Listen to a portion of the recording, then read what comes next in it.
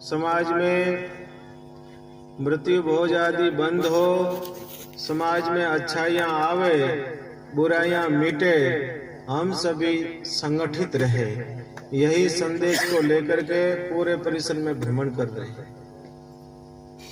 कहीं कोई यह न समझे कि ओहो महाराज जी तो पैसा इकट्ठा करने के लिए गांव गांव घूम रहे हैं। पैसा नहीं चाहिए, आप इकट्ठे हो जाओ, हमारी बात को सुन लो, समझ लो, जीवन में उतार लो और समाज में लागू कर दो। हमको तो बहुत बड़ा धन मिल गया, इससे बड़ा और कोई धन है ही नहीं। हम तो ऐसा धन चाहते हैं। सज्जनों, हम आपसे प्रार्थना करते हैं कि समाज में संस्कार हो। ये जो युवा युवा बच्चे बैठे हैं, भारत का भविष्य है, समाज का भविष्य है, पर इन बच्चों में संस्कार की नितांत आवश्यकता है। इन बच्चों को ये तो थोड़े आश्रम के निकट आते जाते उठना बैठना आता है, नहीं तो प्रभु आजकल स्थिति ऐसी उठना बैठना भी नहीं आता। कैसे उठना बैठना ये भी नहीं आता, कैसे प्रणाम करना, कैसे अभिवादन करना वो भी नहीं आता, हमको भी नहीं आता है। औरों को तो क्या है, अपने माता पिता को प्रणाम करना कोई नहीं करता। अपने माता पिता को प्रणाम, इसमें कितने लोग बैठे हो जो अपने माँ बाप को प्रणाम करते हो? नहीं करते। हमको भी प्रणाम करेंगे तो आगे घुटना दबाएंगे, अब पांव दुखे थोड़ा ये कोई। यहाँ फिर आजकल तो प्रणाम का एक तरीका आया है। पहले तो ऐसे हाथ जोड़ के ऐसे करते थे, वो तो ठीक हुआ। अब प्रणाम करते हैं, ये प्रणाम करने का एक तरीका आया है। एक नया तरीका और आया अभी, ये प्रणाम हुआ। ऐसे को प्रणाम थोड़ा ही होता है। प्रणाम तो आप झुकिएगा, बाएं हाथ को बायां हाथ छूना, दाहिने हाथ को दायां हाथ छूना, ये सामान्य प्रणाम। कोई आपको संत मिले, कोई वितराग महापुरुष मिले, की नहीं निकले लिखिया बोले कितरो लिखो तो और बापू नहीं पहचाने के ओ भाई साहब, और कहे कि बेटा रे कौम नहीं निकमा बैठा है दिन भर होइस करे, कोई करे। साहब आप देखना, कोई पोस्ट का कमेंट देखना, अच्छा या बुरा, वो कुमार के लड़के का ही होगा।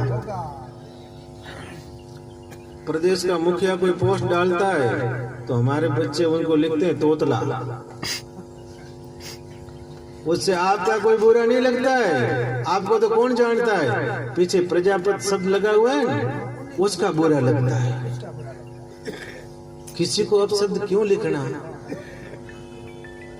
आप लोगों की हैसियत ही नहीं है किसी एमएलए से मिलने की, वो तो प्रदेश का मुखिया है। आप लोगों की हैसियत ही नहीं है किसी मंत्री को मिलने की, और वो प्रधानमंत्री बना हुआ है। उसके बारे में कोई गलत लिखना कोई शोभनीय लगता है? ये संस्कारों की कमी है। तभी बेटे पूरे राष्ट्र निर्माण का ठेका लेके चलते हैं। पहला घर का निर्माण कर लो ढंग से, तो राष्ट्र निर्माण तो अपने आप हो जाएगा। सज्जनों, ये संस्कार आएंगे तो कभी ओछी भाषा नहीं बोलेंगे, संस्कार होंगे तो कभी किसी का तिरस्कार नहीं करेंगे, संस्कार होंगे तो कभी किसी का अपमान नहीं करेंगे, संस्कार होंगे तो बड़े बुजुर्गों का सम्मान करेंगे, संस्कार होंगे तो माता पिता की सेवा करेंगे, संस्कार होंगे तो समाज की सेवा करेंगे। इसलिए सबसे पहले समाज में संस्कार नहीं होवे तो मनुष्य और पशु में कोई अंतर नहीं है। वन ने 4 पग है, नौपरे 2 पग है। वन ने सींग पूंछ है, नौपरे सींग पूंछ नहीं है। इतना फर्क है, बाकी कोई फर्क नहीं। सज्जनों, संस्कारवान बनो, अपने बच्चे बच्चियों ने पढ़ाओ। बच्चियों ने नहीं बनावता, और बच्चा तो बेटा वैसे रलियार वालों भणे, सही मन लगावे ने भणजो।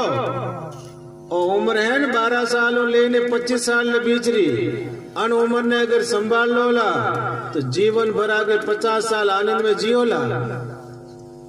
नहीं तो अन उम्र में खेलवा में रिया, कूदवा में रिया, बकरियां चरावा में रिया, तो बस अटे बकरियां चरा होला, बाकी की नहीं भाई।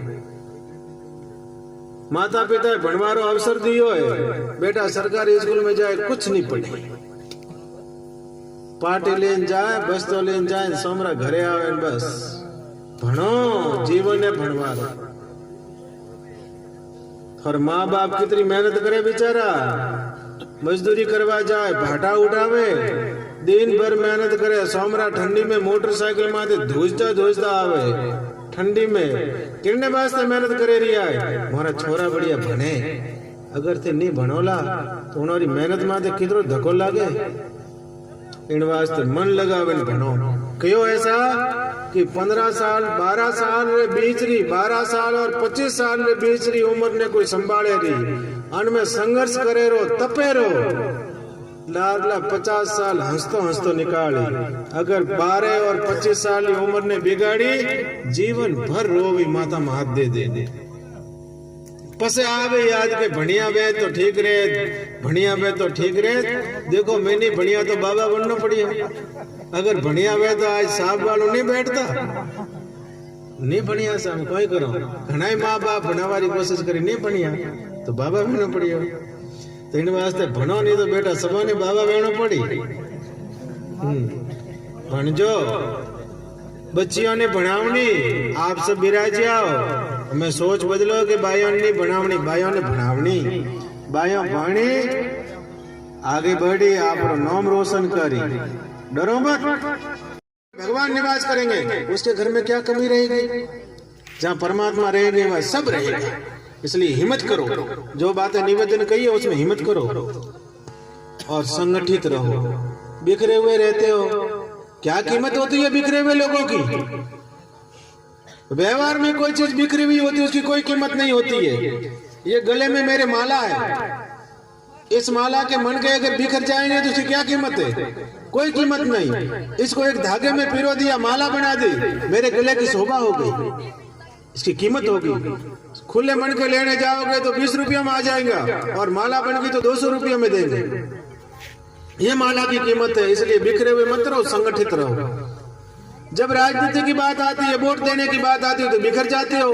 होशियार लोग हैं, आपको बिखर देते हैं। आपके बारे में तो फलाना ऐसा ही कह रहा था, अच्छा बेटा ऐसा कह रहा था, उसका साथ नहीं देना। उनको तो आपको लड़ाना ही है। और ये सीधी कौम है, सरल कौम है, इसलिए जल्दी स्वीकार कर लेते हैं। सबसे बड़ी समस्या यही है, बिखरे हुए रहते हो, एक दूसरे की टांग खींचते हो, एक दूसरे को बुरा भला कहते रहते हो लोगों के बीच में, और एक दूसरा को कैसे प्रताड़ित करे ऐसा प्रयास करते रहते हो। ऐसा क्यों करते हो? उससे क्या मिलने वाला? मान लो आपके समाज का व्यक्ति कोई